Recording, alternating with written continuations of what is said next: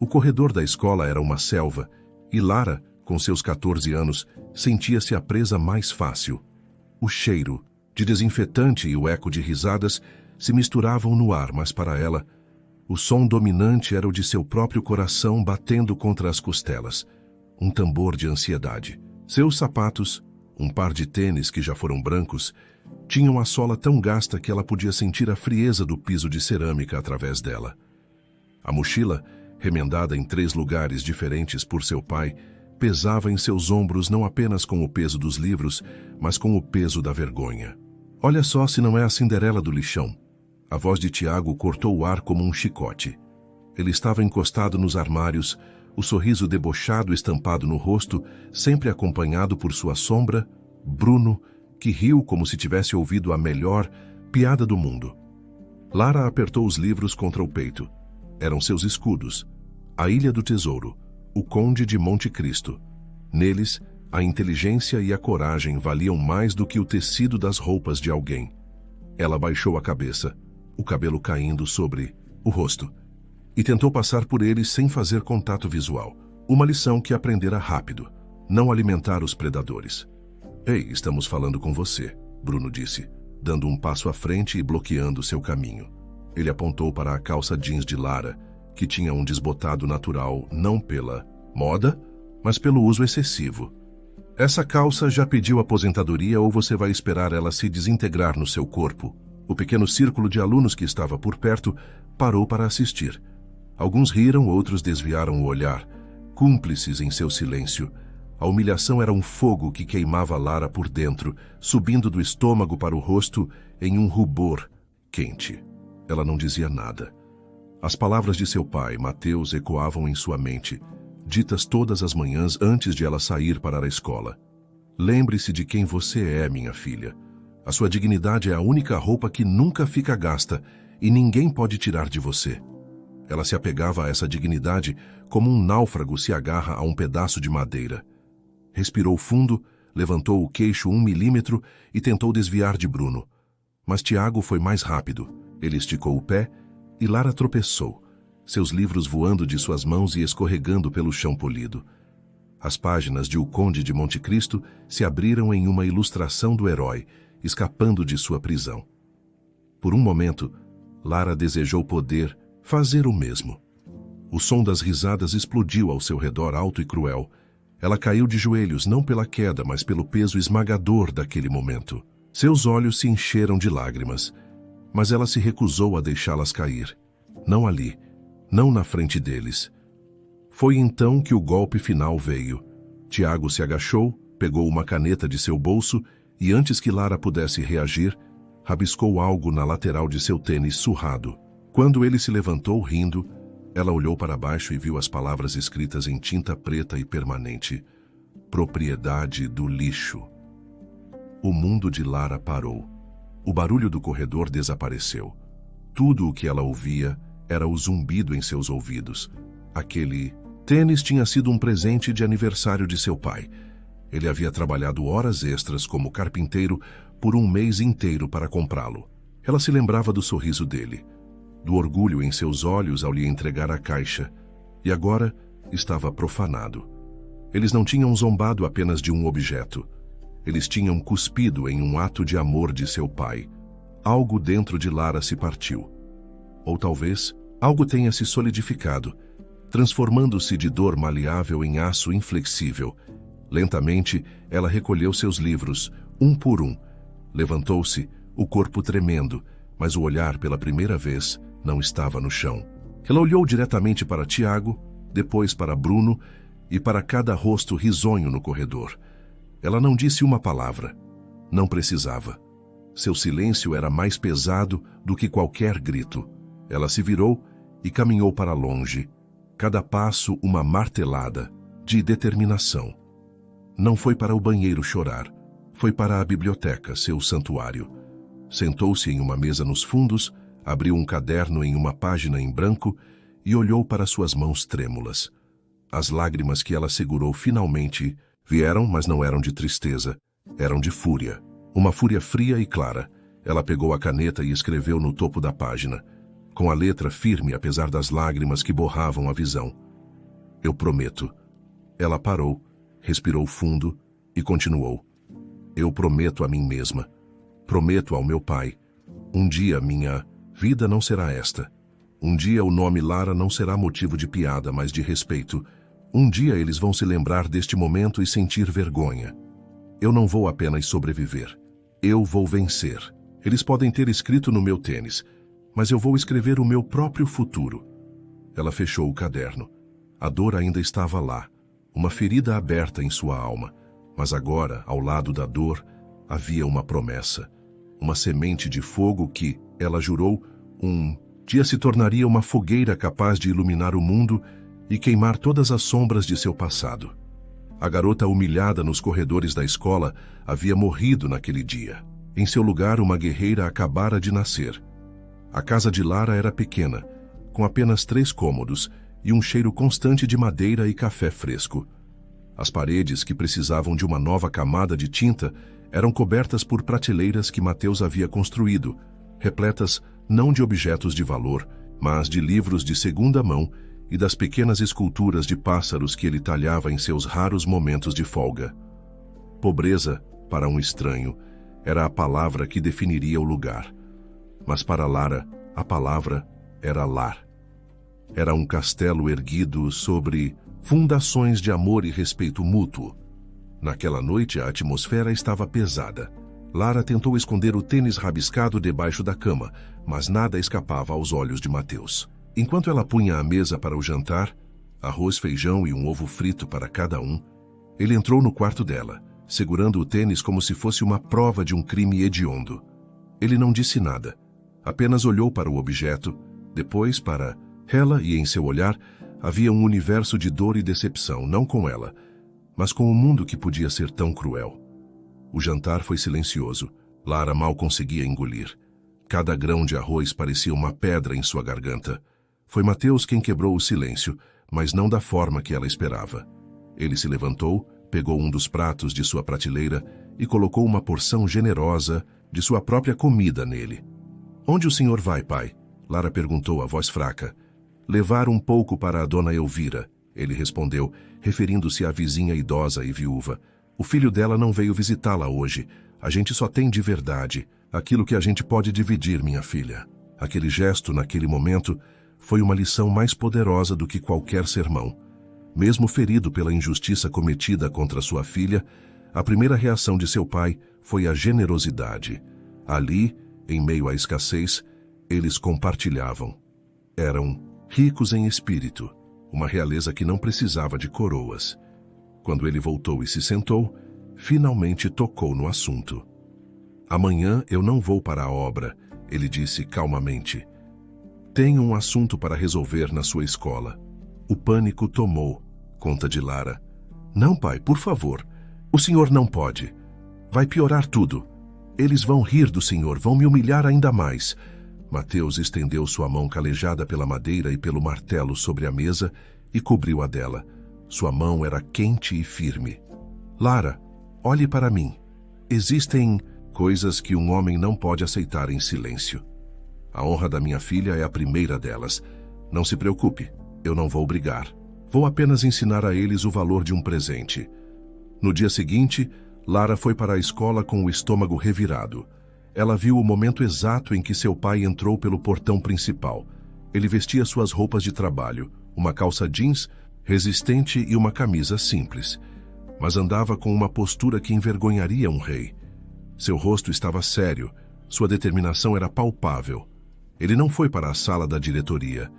Foi direto para o pátio, onde os alunos se reuniam antes do sinal tocar. Ele avistou Tiago e Bruno no centro de um círculo de amigos, rindo alto. Mateus caminhou até eles, o som de suas botas de trabalho ecoando no pátio. A multidão de adolescentes se calou, sentindo a mudança na atmosfera. "Tiago, Bruno?" A voz de Mateus não era alta, mas tinha um peso que fez todos se virarem. Os 2 garotos olharam para aquele homem desconhecido com arrogância. "Quem é você?" Tiago cuspiu as palavras. Mateus não respondeu à pergunta. Em vez disso, ergueu o tênis rabiscado. "Eu sou o homem que trabalhou 60 horas extras para comprar este presente para minha filha", disse ele, a voz firme como carvalho. E eu gostaria de saber qual de vocês dois escreveu propriedade do lixo nele. O rosto de Tiago ficou pálido. Bruno deu um passo para trás, tentando se esconder atrás dos outros. O pátio inteiro estava em um silêncio sepulcral. Vocês acham que riqueza é ter um tênis de marca ou roupas novas? Mateus continuou, seu olhar varrendo não apenas os dois, mas todos os alunos ao redor. Deixem-me dizer a vocês o que é riqueza. Riqueza é acordar às 5 da manhã para colocar comida na mesa. É ter as mãos cheias de calos de tanto. Construir coisas honestas. Riqueza é ter caráter, é ter honra. Ele deu um passo à frente e os garotos recuaram. O dinheiro de seus pais compra coisas, mas não compra dignidade. Vocês zombaram da minha filha por suas roupas gastas, mas ela, com toda a sua simplicidade, tem mais nobreza em um único fio de cabelo do que vocês dois juntos. Vocês não a humilharam. Vocês apenas mostraram a todo mundo aqui o quão pobres de espírito vocês realmente são. Ele jogou o tênis no chão, aos pés de Tiago. Podem ficar com ele. Claramente, vocês precisam mais de uma lição sobre o valor das coisas do que ela precisa de um par de sapatos novos. Mateus se virou e foi embora com a mesma dignidade com que chegou, deixando para trás um pátio de adolescentes em choque e dois agressores completamente desarmados, expostos e diminuídos não por um grito, mas pela força esmagadora da verdade. Lara, que assistia de longe com o coração na boca, nunca se sentira tão orgulhosa em sua vida. Naquela tarde, sentados na pequena cozinha, a tensão havia se dissipado. Mateus olhou para a filha, cujos olhos brilhavam com uma nova luz. O que eu fiz hoje, filha, não foi por vingança, disse ele suavemente. Foi para defender o que é certo. Mas a verdadeira batalha não se vence com palavras no pátio da escola. Não desperdice sua energia odiando aqueles meninos. Eles são pequenos e o mundo se encarregará deles. Ele se inclinou para a frente e suas próximas palavras se tornariam o mantra da vida de Lara, o norte em sua bússola.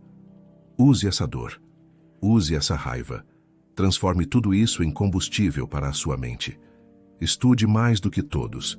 Aprenda mais do que todos. Torne-se tão bem-sucedida, tão brilhante, que a opinião dele se torne um sussurro insignificante à distância. Acredite em mim, Lara.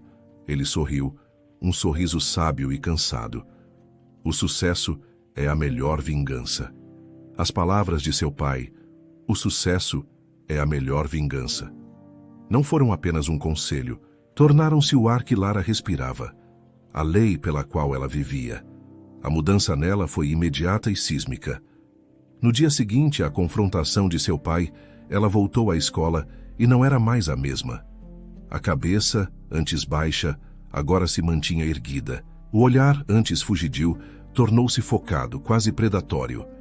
Ela não buscava mais refúgio nos livros, mas sim armas.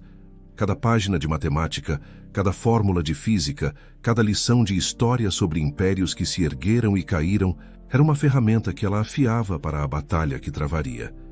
Tiago e Bruno tentaram continuar com suas provocações, mas era como atirar pedras em uma fortaleza. Lara simplesmente não os ouvia. Seu desprezo não era ativo, era uma indiferença tão completa que os desarmava mais do que qualquer resposta. Ela passava por eles no corredor como se fossem parte da parede, seus olhos fixos em um horizonte que eles sequer podiam imaginar. Sua energia, antes consumida pela vergonha e pelo medo, foi toda redirecionada para um único propósito: vencer. Ela se tornou a melhor aluna da turma, depois da escola, graduando-se com honras que lhe abriram a porta para a melhor universidade de negócios do país, com uma bolsa de estudos integral. A universidade foi um caldeirão. Enquanto seus colegas usavam a liberdade para festejar e socializar, Lara a usava para trabalhar. Sua rotina era brutal, um monumento à determinação humana. Ela acordava às 4:30 da manhã para limpar os escritórios de um prédio comercial antes de suas aulas começarem às 8. Durante o dia, absorvia cada palavra dos professores, fazia perguntas incisivas e passava as horas vagas na biblioteca, devorando não apenas a bibliografia obrigatória, mas tudo o que encontrava sobre startups de tecnologia, capital de risco e modelos de negócios disruptivos. À noite, Trabalhava como garçonete em um restaurante movimentado, onde aprendeu na prática sobre gestão de tempo, atendimento ao cliente e a pressão de um ambiente de alta performance. Ela dormia 4 horas por noite, alimentada por café, barato e pela imagem do rosto cansado, mas orgulhoso de seu pai. Foi durante esse período de sacrifício extremo que a genialidade de sua ideia começou a se formar. Ela via a luta diária de pessoas como seu pai, profissionais autônomos incrivelmente talentosos, como carpinteiros, eletricistas, encanadores e costureiras, que eram explorados por intermediários ou que lutavam para encontrar clientes de forma consistente. O mercado era ineficiente, injusto. A tecnologia, ela percebeu, poderia ser a ponte. Nos últimos 2 anos de faculdade, cada momento livre foi dedicado a desenvolver seu plano de negócios. Ela usou o dinheiro que mal tinha para pagar por algumas horas de programação de um colega de ciência da computação, transformando sua visão em um protótipo funcional. Ela o batizou de Artífice, uma plataforma simples e intuitiva que conectava diretamente esses profissionais aos clientes, com um sistema transparente de avaliação, agendamento e pagamento seguro. Sua missão não era apenas criar um negócio, mas dignificar o trabalho autônomo. Após a formatura, com o diploma de honra ao mérito em mãos, ela ignorou as propostas de emprego de grandes corporações. Pegou os poucos milhares de reais que havia economizado ao longo de anos de trabalho extenuante e alugou uma sala minúscula e sem janelas em um prédio comercial antigo. Aquele cubículo se tornou o quartel-general da Artífice. Os primeiros meses foram um inferno. Ela era a CEO, a equipe de marketing, o atendimento ao cliente e a faxineira. Ligava para centenas de profissionais, um por um, tentando convencê-los a se cadastrarem. A maioria desligava na sua cara. Foi a um banco pedir um pequeno empréstimo e o gerente, um homem de meia idade em um terno caro, riu dela. Uma boa ideia e paixão não pagam as contas, senhorita. Volte quando tiver algo mais concreto. Ela voltou para seu escritório, o não do gerente ecoando em seus ouvidos, e chorou pela primeira vez em anos. Mas assim como no dia em que fizeram a promessa no caderno, as lágrimas eram de fúria. Ela enxugou o rosto e voltou a trabalhar com o dobro da intensidade. A rejeição não era um ponto final, era apenas mais combustível. A virada aconteceu 6 meses depois. A empresa estava à beira do colapso quando um pequeno empreiteiro de renome na cidade, cansado de taxas abusivas de agências, decidiu dar uma chance à plataforma. Ele ficou tão impressionado com a eficiência e a economia que falou sobre a Artífice em uma reunião da associação comercial local. Foi a faísca de que ela precisava. O crescimento, a princípio um gotejamento, tornou-se uma enchente. A mídia de negócios começou a notar. A startup que está democratizando os serviços, dizia uma manchete. A jovem CEO que construiu um império do zero, dizia outra. Em 3 anos, a Artífice expandiu-se nacionalmente. Em 5, valia centenas de milhões. O símbolo máximo de seu sucesso não foi uma capa de revista ou um prêmio, mas um momento silencioso em uma tarde de Intinzi. Domingo, ela levou Mateus para ver uma casa em um bairro tranquilo e arborizado. Tinha um grande jardim e, nos fundos, uma oficina espaçosa e perfeitamente equipada, com a luz do sol entrando por janelas amplas. "O que estamos fazendo aqui, filha?" Ele perguntou confuso. Lara tirou um molho de chaves do bolso e as colocou na mão calejada dele. "O senhor passou a vida toda construindo coisas para os outros, pai. Agora pode construir o que quiser, só por prazer. Esta é a sua casa. O senhor está aposentado." Mateus olhou das chaves para a casa e então para a filha, a mulher forte e brilhante à sua frente. As lágrimas que rolaram por seu rosto não eram de tristeza ou cansaço, mas de um orgulho tão profundo que parecia grande demais para seu peito.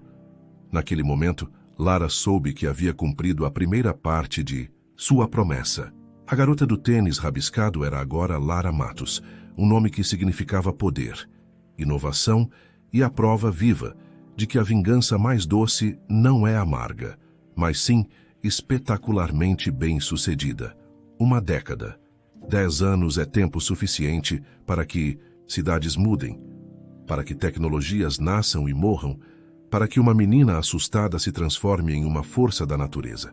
Lara Matos estava no topo do mundo, ou pelo menos no topo do edifício mais alto do centro financeiro do país. Seu escritório era um testemunho de sua jornada. Paredes de vidro do chão ao teto revelavam uma vista panorâmica da metrópole, pulsante lá embaixo. A decoração era minimalista, elegante e implacável em sua eficiência, assim como ela.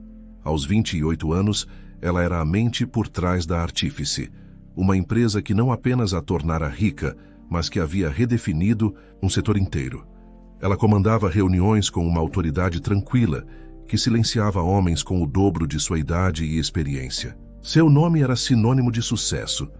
As roupas gastas haviam sido substituídas por ternos sob medida, e os sapatos remendados por saltos que ecoavam poder nos pisos de mármore. A Lara do passado, a garota do corredor da escola, parecia uma personagem de um livro triste que ela havia lido há muito tempo. Estava guardada, trancada em um baú empoeirado no porão de sua memória, até que, em uma tarde de terça-feira, o baú foi arrombado. Sua assistente executiva, uma jovem brilhante chamada Camila, entrou em seu escritório após uma longa reunião de estratégia. Lara, tudo certo para o evento de caridade na quinta. E chegou um e-mail para você no seu endereço pessoal antigo. Foi redirecionado. Parece ser um convite. Abra, por favor, Camila. Deve ser spam, disse Lara, sem desviar os olhos de um relatório de expansão global. O assunto diz: você não pode perder. Reencontro de 10 anos da turma do Colégio Progresso. A caneta na mão de Lara parou. Uma gota de tinta preta se formou na página branca do relatório, crescendo como uma mancha escura. O som da cidade lá fora pareceu desaparecer. Por um instante, o escritório de vidro com vista para o céu se transformou no corredor opressivo da escola. Ela sentiu um frio na boca do estômago, uma sensação fantasma que não sentia há anos. Lara, você está bem? Camila perguntou, notando a mudança súbita na chefe. Estou. Sim. Obrigado, Camila. Pode deixar aí. Eu vejo depois, respondeu, a voz controlada, mas um tom mais baixa que o normal. Assim que a porta se fechou, Lara girou em sua cadeira e abriu o e-mail. Era um convite colorido e genérico, cheio de fotos antigas e frases animadas sobre reviver os bons velhos tempos. Bons velhos tempos. A frase era tão absurda que ela quase riu. Seu dedo pairou sobre o botão excluir. Era a resposta lógica. Apagar. Esquecer.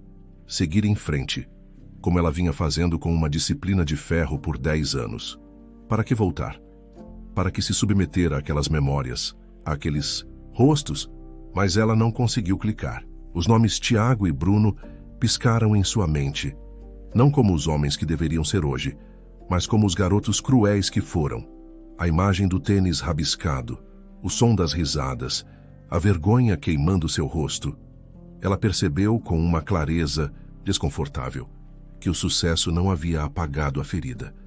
Havia apenas construído uma cidade magnífica ao redor dela. A ferida ainda estava lá, um pequeno poço de escuridão no meio de toda a luz. Uma parte dela, uma parte que ela não gostava de admitir que existia, queria ir por vingança. Queria desfilar com seu sucesso como uma armadura, ver o choque nos olhos deles, saborear o momento em que percebessem quem ela havia se tornado.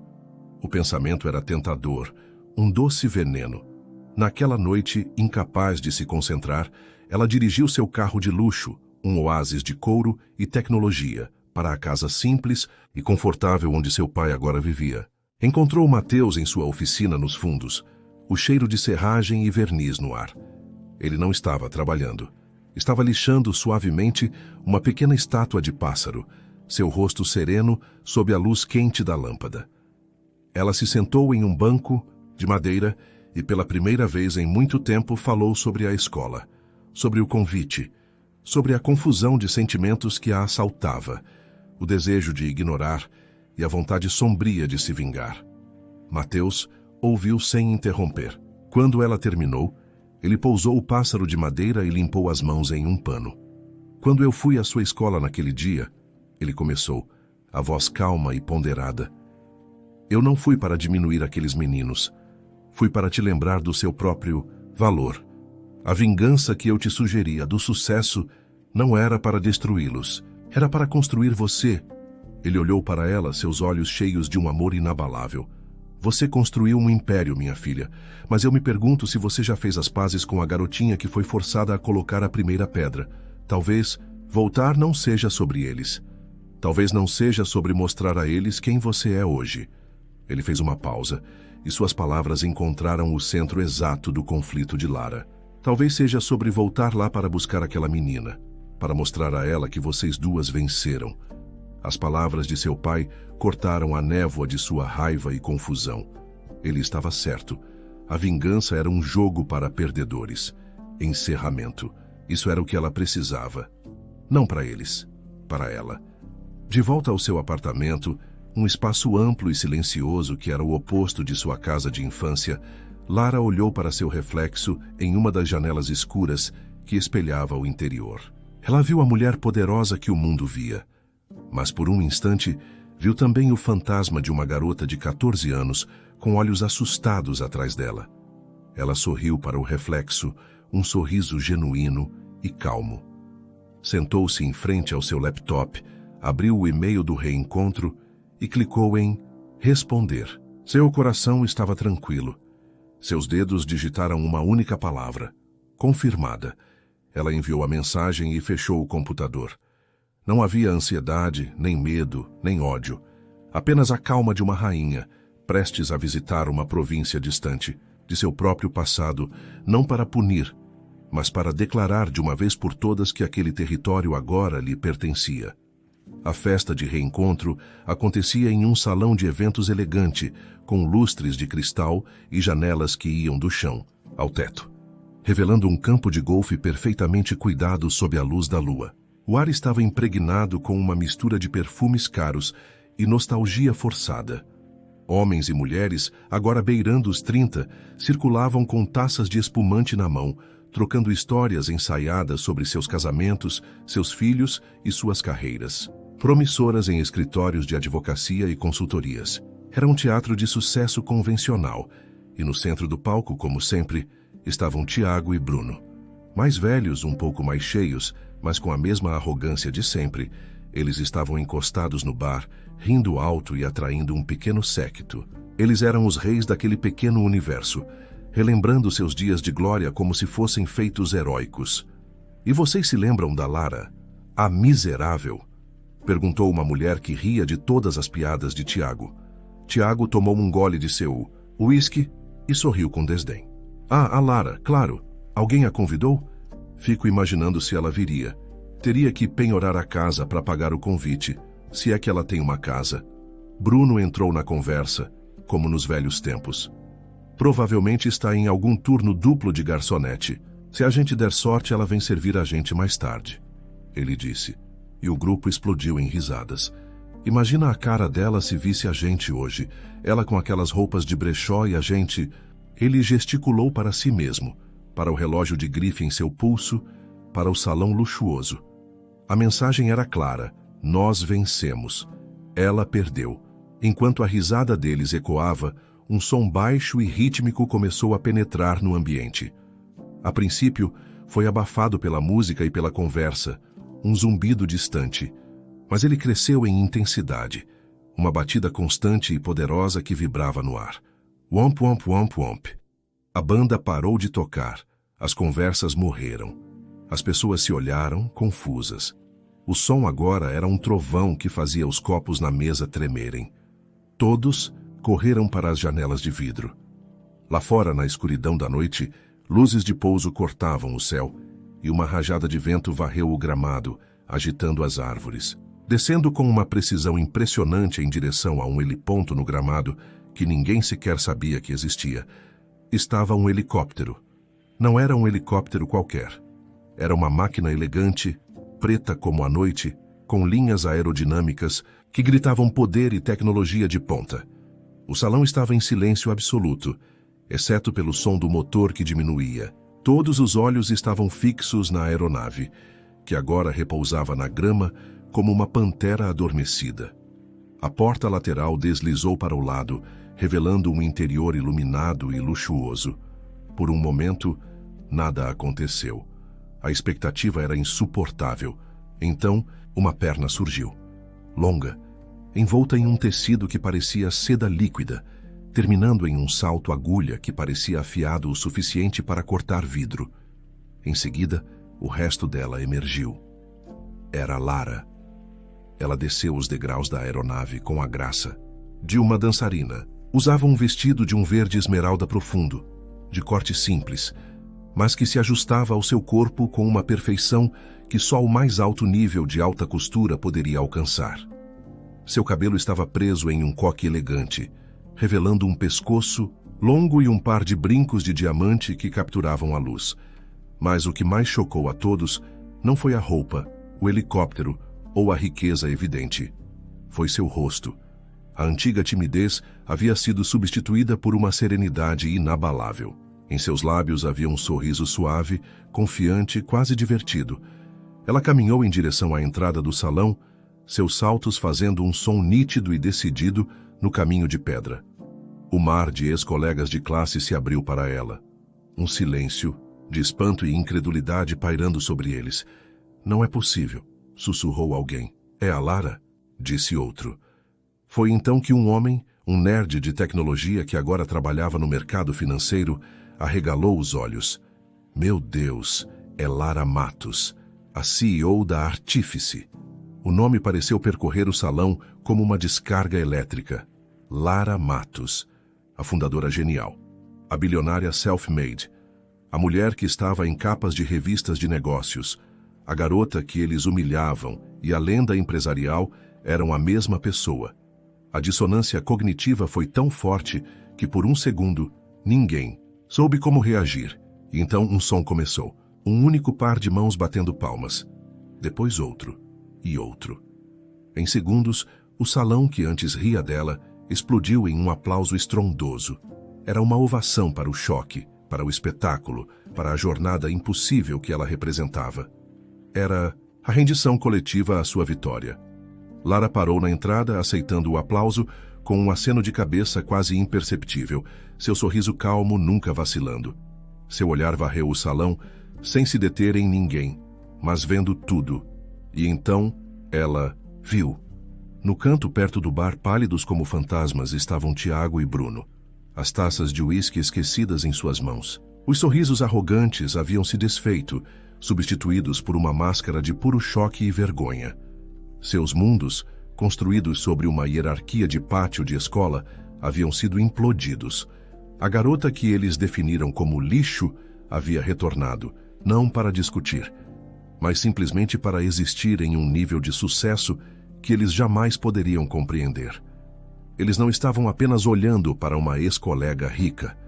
Estavam olhando para a prova viva de sua própria e esmagadora insignificância, e naquele silêncio mortal que os envolvia, eles finalmente entenderam.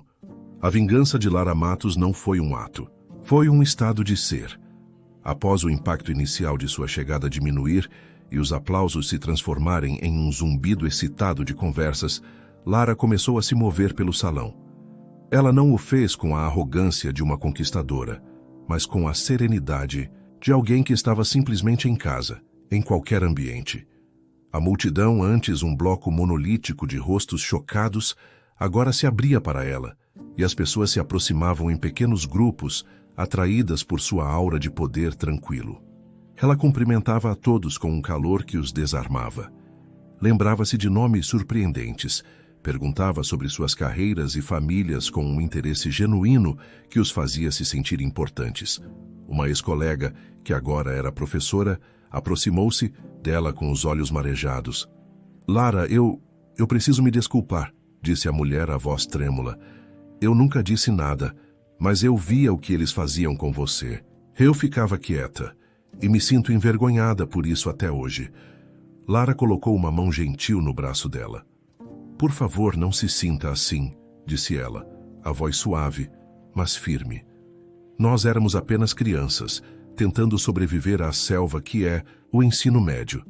O que importa é a pessoa que você se tornou, e ser professora é uma das coisas mais nobres que existem. O passado ficou para trás." Ela ofereceu um sorriso tão genuíno que a mulher sentiu o peso de uma década de culpa se dissipar. Essa era a magia de Lara naquela noite. Com cada interação, ela não estava se exibindo. Estava elevando os outros. Ao perdoar a cumplicidade silenciosa deles, ela demonstrava uma magnanimidade que os deixava ainda mais admirados. Enquanto isso, Tiago e Bruno assistiam a tudo de longe, como se estivessem presos em um pesadelo. Cada sorriso de Lara, cada aperto de mão, cada risada compartilhada era uma tortura. Eles esperavam desprezo, arrogância, uma humilhação pública. Estavam preparados para uma briga, para se defenderem, para talvez até mesmo sentirem uma faísca de sua antiga e cruel satisfação. Mas essa calma, essa graça, era incompreensível. Era uma linguagem que eles não falavam. Finalmente, sentindo o peso de todos os olhares sobre eles, Tiago soube que não podia mais se esconder. Com uma falsa bravata que mal escondia o tremor em suas mãos, ele caminhou em direção a ela. Bruno o seguiu, um passo atrás, como sempre foi. Lara os viu se aproximando e seu sorriso não vacilou. Ela terminou sua conversa e se virou para... Eles aguardando, Lara! Tiago começou, a voz rouca. Ele limpou a garganta. Uau, quer dizer, você está... Inacreditável. Tiago, ela respondeu, o tom neutro. É bom ver você. Olha, ele continuou tropeçando nas palavras. Sobre, você sabe, a escola, aquelas coisas... A gente era um bando de idiotas, coisa de moleque, entende? Eu só queria dizer que... Bem, desculpa. A palavra saiu de sua boca como se fosse feita de vidro quebrado. Lara o observou por um momento. Ela não viu o monstro de suas memórias. Viu um homem de meia-idade, com um terno um pouco apertado demais, suando sob as luzes do salão. Um homem cuja maior realização na vida ainda parecia ser sua popularidade aos 17 anos. Pela primeira vez, ela não sentiu raiva nem dor ao olhá-lo. Sentiu uma pontada de algo que se assemelhava à pena. Está tudo bem, Tiago, disse ela, e sua voz era tão calma que o chocou. Já faz muito tempo.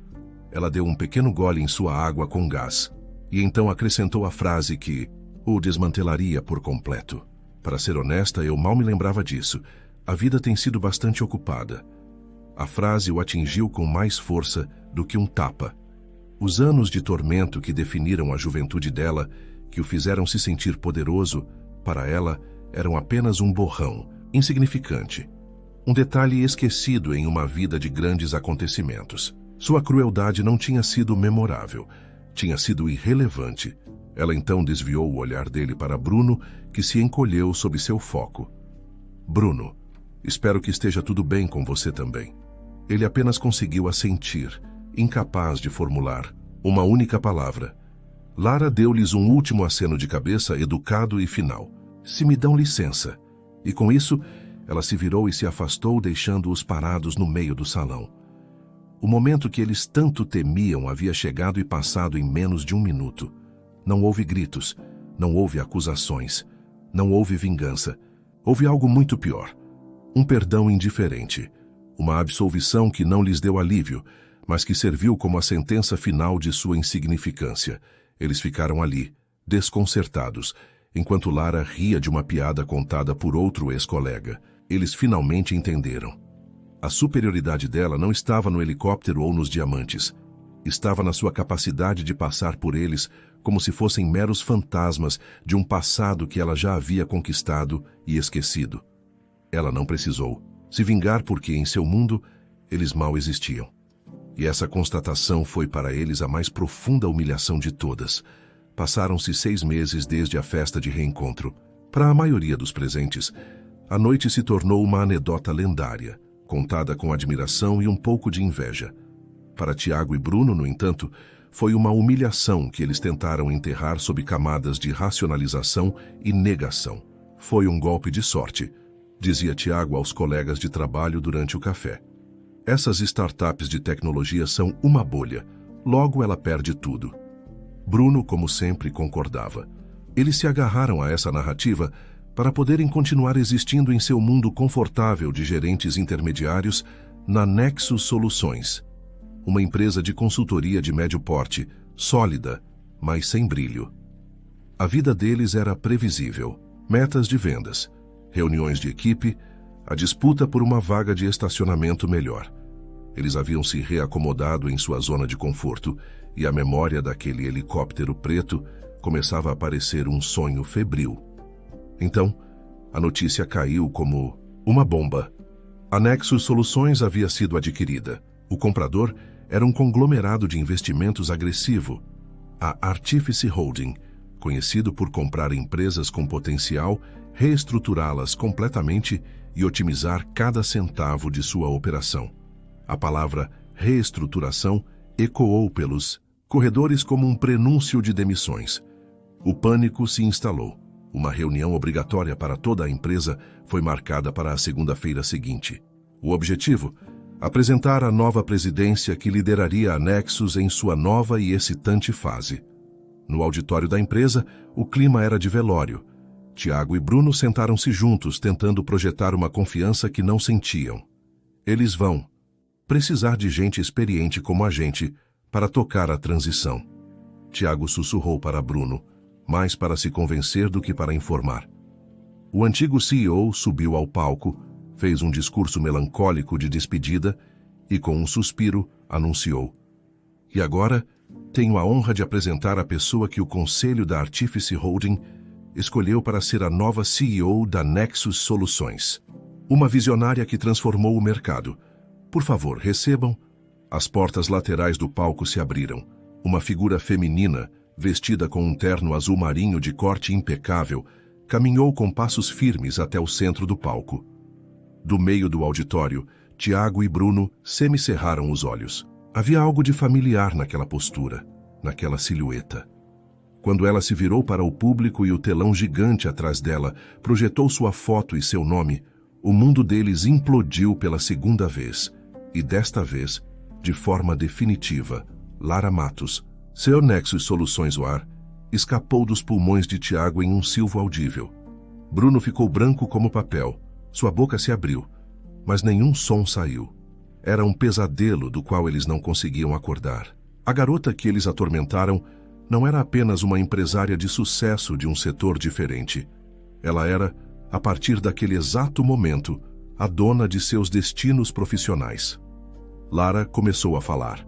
Sua voz era a mesma de antes, calma, clara, ressoando com uma autoridade inquestionável. Ela falou sobre o futuro, sobre sinergia, sobre inovação e sobre sua visão para levar a Nexus ao próximo nível. Os funcionários, antes aterrorizados, começaram a se sentir inspirados. Ela era brilhante. No final de seu discurso, seu olhar varreu o auditório.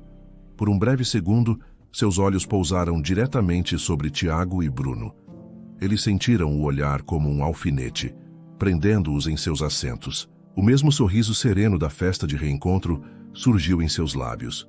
"Quero garantir a todos", disse ela, dirigindo-se à plateia, mas com uma clareza que parecia pessoal para os dois, "que todas as minhas decisões serão baseadas exclusivamente em mérito, talento e resultados.